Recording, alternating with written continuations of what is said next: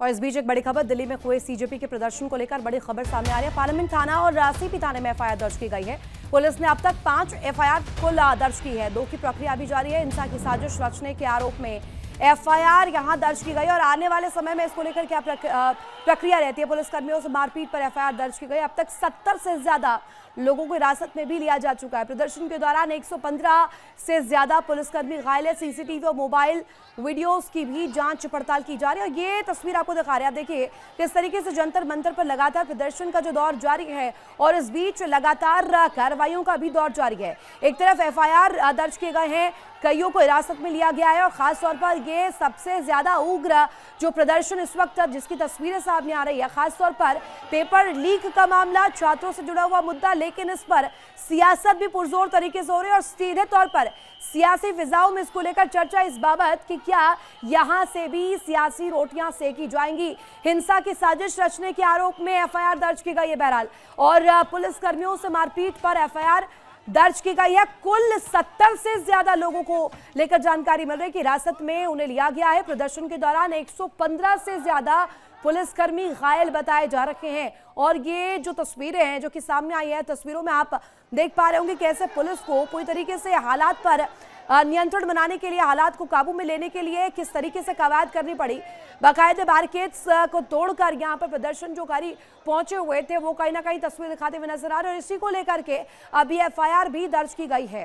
खास तौर पर जंतर मंतर का ये पूरा माहौल एक सियासी रूप लेता हुआ नजर आ रहा है। संसद से लेकर सड़क तक इसी तरीके की तस्वीर जो है सामने आ रही है।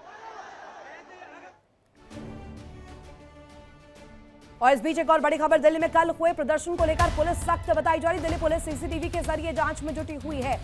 वीडियो फुटेजेस के आधार पर उपद्रवियों की पहचान की जा रही है। 250 से ज्यादा वीडियोस के जरिए जांच की जा रही है। पूरी तरीके से चेक किया जा रहा है कौन कौन इन्वॉल्व था। और दिल्ली पुलिस की जांच में कई व्हाट्सएप ग्रुप्स भी सामने आए हैं और अब ये ग्रुप चैट्स को लेकर जो डिटेल्स हैं, आप इसे भी पूरी तरीके से दिल्ली पुलिस एनालाइज कर रही है कि आखिर कैसे यहाँ इस तरीके की जो तस्वीर है इसे कैसे ये रूप दिया गया। और ये 3 तस्वीरों के माध्यम से आप देख पा रहे होंगे जंतर मंतर के हालात क्या बनते हुए नजर आए। पहली तस्वीर में ऊहापोह की स्थिति, दूसरी तस्वीर में पुलिस बल किस तरीके से एक्टिव नजर आई। बाकायदे महिला पुलिसकर्मी ग्राउंड पर उतारे गए ताकि महिलाओं को भी वहां से हटाया जाए। और सीधे सीधे तस्वीर किस तरीके से भयावह बनती हुई नजर आ रही है। गाड़ियों पर हमला हुआ, पत्थर चढ़ाए गए और एक के बाद एक इसी तरीके का जो रुख है वो नजर आया। संसद में एक तरफ घमासान जारी है, दूसरी तरफ सड़क पर जंतर मंतर पर यह तस्वीर जहां पर युवा पहुंचे हुए और खास तौर पर यहां छात्रों के मुद्दे को इर्द गिर्द रखते हुए, खास तौर पर नीट पेपर लीक का मामला जो कि इस वक्त सियासी तौर पर सबसे ज्यादा बड़ा मुद्दा बनता हुआ नजर आ रहा है, इसी को लेकर यहां पर रुख नजर आया।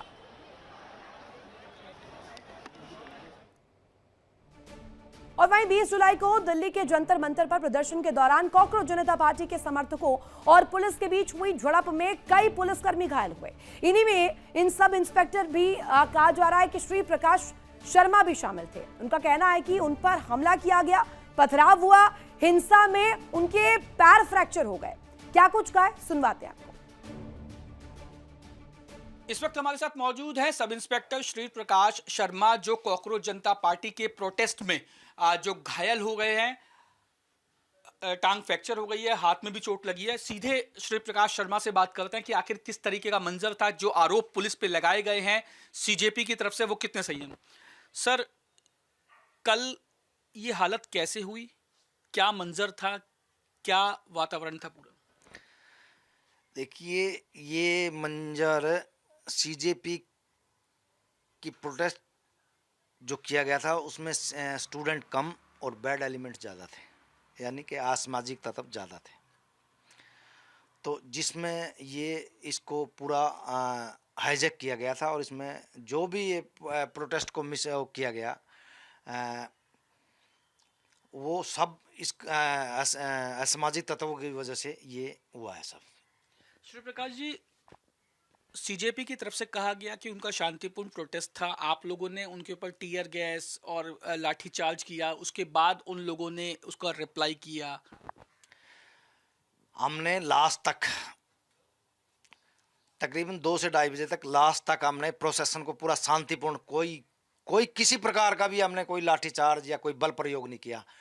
जब ये सारे प्रोटेस्टर सभी साइड से इकट्ठा होके पार्लियामेंट स्ट्रीट की तरफ पार्लियामेंट की तरफ जाने के लिए पटेल चौक पे इकट्ठा हो गए, तकरीबन 20 से 22 हज़ार।